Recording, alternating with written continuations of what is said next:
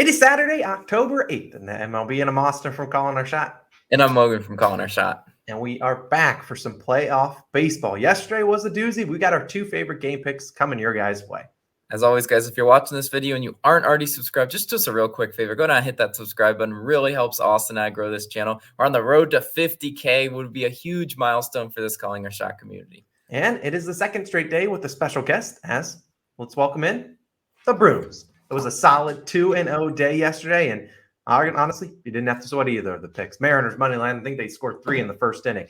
Padres team total over 2.5, cashes in the second inning. We had a day. That's a 5-0 MLB run. That was our parlay of the day, was just pairing together our two picks for plus 303. So that cash, it's been a great run so far, and hopefully we can continue that into this baseball season in the playoffs. Playoff baseball is tough to bet. I know people were saying, oh, you didn't bet a no on first inning yesterday. We're sorry if you saw the yes run first inning went 2-2, and those things are incredibly juiced. But like Logan said, hit that subscribe button, close it in. We want 50,000 subscribers by the end of the year. I think we can certainly hit that. We have a couple other videos that are live, but the most important one, college football week 6 best bets, is already live on the channel. Logan's already off to a 1-0 start with his pick last night with Colorado State. So definitely go check out that video at the end. And if we've been helping you guys make some money, consider becoming an all-star. It's like a tip jar for us. It's only $2.99 a month. We appreciate it. And you get our picks out early. We have a couple new all-stars. We love to see this list growing day by day. Franco, James, Emma, Bell, Luis, Robert, and Stephanie. You guys are the real MVPs. We appreciate you for supporting the channel. Logan, you picked Mariners money line yesterday. What you got for the people today? Yeah, I've got another money line pick in this one. And I'm going to the Rays versus Guardians, and I'm taking the Rays money line. Minus 102 odds on FanDuel is your best value in this one. It was always my hunch that the series would go 3 games. Considering, Cleveland won yesterday, I think Tampa Bay wins this game. They're fighting for their playoff lives today. Now, I don't have a great track record with betting the Rays, and honestly, this is if the Rays, stink it up today. Well, it's the last time I picked them this year, so good. Get the throw them in the graveyard and never think about them today. But I do really like them. I like them on a line read too, because the books are clearly saying, well, the Rays got a chance. It's mostly sort of like a pick 'em bet in this one. Now, if you look at who's starting for the Guardians today, we got Tristan McKenzie, Sticks McKenzie, right? 6 innings pitched, 1 earned run, and only 3 hits allowed versus this Tampa Bay team. Back in September 28th, these two starting pitchers today faced off in that one. Cleveland did win that game 2-1, just as they did yesterday, 2-1. Not a whole lot of scoring between these two teams. And if you look at what the Rays did yesterday, the Rays' top 3 of the order, Yandy Diaz, Wander Franco, and Randy Arozarena combined for 0 for 12 with 6 strikeouts against Bieber yesterday. Bieber absolutely had their number.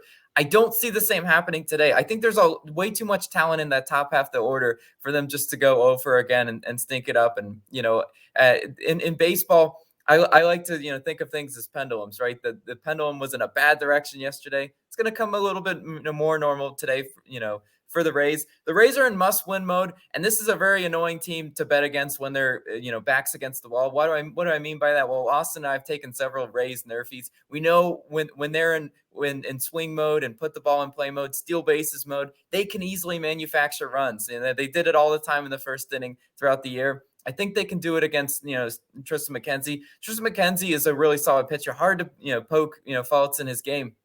But he has allowed a home run in 2 out of his last 4 starts. With home runs being the decisive factor in playoff baseball, and as it was yesterday when the only runs were home runs, I think Tristan McKenzie might make a few mistake pitches, and we know this Rays, lineup, it will have several hitters in there that have the power enough to put it, in the outfield. So I definitely do like that. Now on the other side, we've got Glasnow pitching. Now Glasnow, three innings pitched, 1 earned run versus Cleveland in one of only 2 starts this year. Glasnow has not started a whole lot, 2 starts to his name, but he is a really crafty pitcher. He's one of the best strikeout artists in MLB. And if you look at how he's been getting his swing and misses, he had I think 7 Ks against Boston.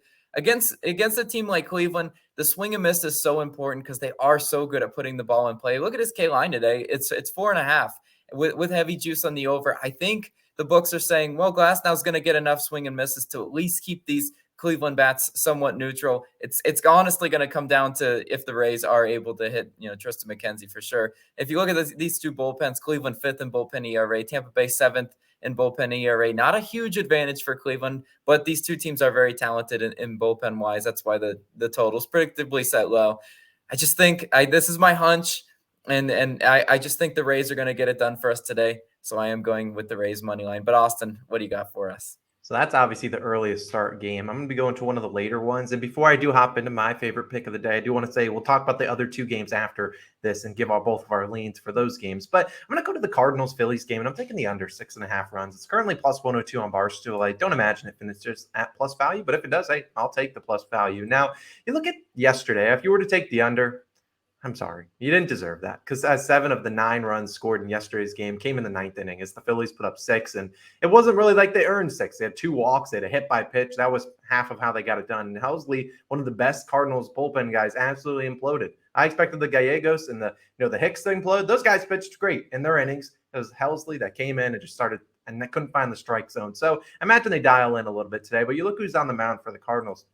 Miles Mikolas. Now, I would never trust Miles Mikolas on the road, but at home, he's been pretty good. 2.38 ERA and a 0.83 whip at home. And over his last 6 starts, same exact ERA, 2.38 and a 1 whip in his last 6 starts. So he's been pretty solid. And the Phillies, I mean, yesterday they really weren't hitting the ball well. They got lucky. They had a couple base runners. Then they had 1 ball trickle through the infield that ended up scoring a run or 2. But Philly still hitting only 215 versus righties over the last 2 weeks. And something what I like I said, they walked a lot, and that's how they scored runs yesterday. Mikolas, a 91st percentile walk percentage. So I don't want Mikolas putting on free base runners. He hasn't really been doing that all year long. He's going to make the Phillies actually hit the baseball, and I don't know if they'll be able to do so. And Mikolas is known for being a turkey tosser. Mad Max Thanksgiving came early because he tossed a couple turkeys yesterday. But we do look at the weather. We're getting minus 29% home runs, minus 15% runs. So the wind is blowing in, which is good for a guy like Mikolas, who might leave a couple pitches over the plate in the top of the strike zone, and hopefully that weather will help us out. Now, on the other side of the mound will be Aaron Nola, and I'm going to need him to pitch pretty well. 2.36 ERA and a 0.9 whip in his last 6 starts. So been pretty good.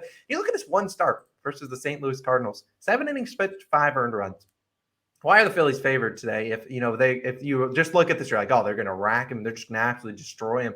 Like, it's hard to hit a pitcher twice in a row as hard as they did. It's worth noting 2 of the 5 earned runs he did give up were in the 7th inning. I don't necessarily know if Nola gets into the 7th inning today. Obviously, people have a short rotation. If Mikolas comes out here and starts struggling early, he's going to get the boot real quickly. So that's kind of why I like it. A lot of these pitchers do tend to give up the most runs as they get into that 5th, 6th, and 7th inning. Could we see the Cardinals and Phillies? The Phillies don't have their backs against the wall, but they obviously don't want to go to a win or go home kind of game. So we could see these both guys get taken out early. And you look at the bullpens of the last 30 games. The bullpens aren't great. 4.3 ERA for the Phillies, 3.91 for the Cardinals. But still, I do look at the Cardinals still only hitting 233 versus right-handed pitchers over the last 2 weeks. And like I already talked about, I think the weather will be really in our favor. And I think the people that took the under yesterday and got wrong, I don't see them running it back. And I think this is when it hits today. I just think Mikolas and Nola both are capable of getting it done. And both are capable of giving up 5 earned runs on their own, yet they're still setting this at 6.5. If they were confident that this game was a good chance of going over, they would have moved this line up to 7.5. You see that in that Blue Jays Mariners game. But I really like this under pick. I'm taking Phillies Cardinals under 6.5. Hopefully, Logan and I can go for that 2-0 sweep again, move up to 7-0 run. But we kind of want to extend these videos and talk about the other games because obviously we only got 4 games on. So we got to talk about the other ones. These are just going to be leans. So do whatever you want with them if you're curious where we kind of feel on a side. I'm going to let Logan start us off with the Blue Jays Mariners game. What do you kind of like in that one, Logan? Yeah, I like Mariners money line for the value, but I'm not gonna pick it again today. I got a lot of hate yesterday for it, so I'm scared to pick it again. But really, exactly. I do like the first 5 over in this one between Robbie Ray and Gossman. The Mariners offense is just really hot. They can easily manufacture runs in there, and Robbie Ray. Grunt and Robbie Ray, back in Toronto. I think the Blue Jays will be able to, he will make a few mistake pitches enough to cash that first 5 over. Yeah, I'm kind of in the same boat. I like the over 7.5 total runs. I mean, you saw the totals yesterday. They didn't even sniff 7.5. We saw the Rays Guardians one go down to 5.5. And I think the fact that you're setting a total in the playoffs where pitchers don't have a long leash at 7.5, kind of like the over. I like your first 5 over. We've been talking about it, and you've seen, if you've been watching the MLB videos throughout, the whole season, when I saw Gossman at home, I was like, ooh, licking my chops. I was just taking the other team's team total because he's really struggled in Toronto. So I do like that over. We're kind of leaning the over. Hopefully there's some runs manufactured in those games. We know Robbie Ray and Gossman can both give up their fair share of runs. They could give up, 5 runs on their own. We've seen that before. Now let's kind of talk about that Mets-Padres game. Obviously, Mad Max is not out there, although he pitched terribly yesterday. They got Jacob deGrom. What do you kind of think, Logan? Yeah, I'm gonna take Mets first 5 run line in this one simply because Jacob deGrom's strength is the Padres' weakness. I think he's gonna get a lot of swing and misses, a lot of potential strikeout opportunities out of the Padres in the first 5. And I really do think Blake Snell, my boy Blake Snell, pitching on the road, I think he's gonna make some mistakes, some potentially even catastrophic mistakes in this one. I always saw this game this series kind of go in 3, especially after what they did to Scherzer last night. I think the Mets come out hair on fire and just give us a 1-run lead through 5 to cash the Mets' first 5.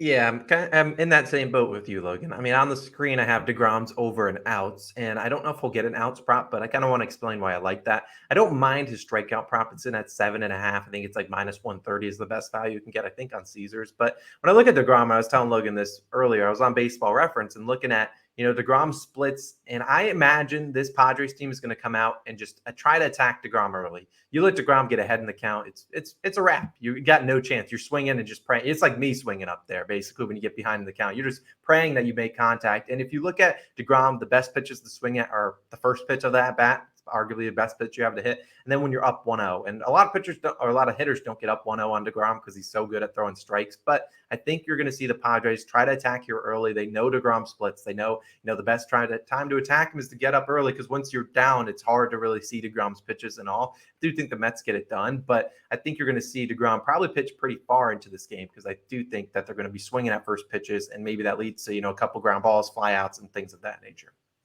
Yep, I definitely can see it that way.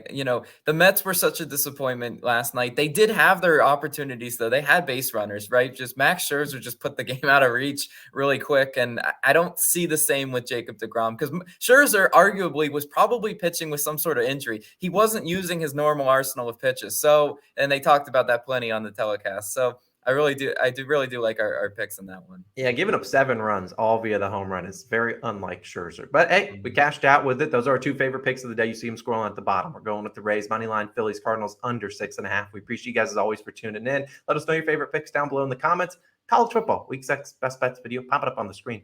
Go check it. It's right over Logan's face. Go click on his face. Go click it. We'll see you guys in that video. And we'll see you guys back again on Sunday morning. We'll see you guys then. Peace out.